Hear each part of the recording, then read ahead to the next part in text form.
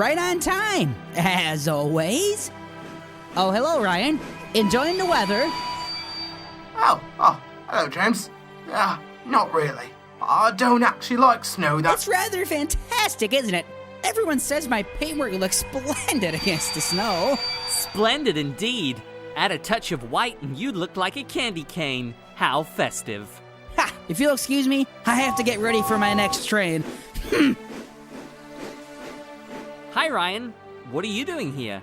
Well, Harry and Bert got in an accident, so I was asked to. Ah, Thomas, Ryan, just the engines I was looking for. Harry and Bert have had an accident, so I need you to finish delivering coal to stations along the main line. There's a storm coming tonight, so they can't go without it. Yes, sir. A storm? James will be waiting for you at the end of the line. All three of you will then need to collect some postcards from the mainland. They're filled with presents for Christmas, so they need to be delivered tonight. Right away, sir. But what about the storm? Oh, don't worry. The storm shouldn't be too bad.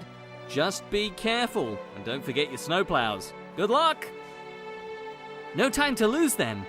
Let's go, Ryan.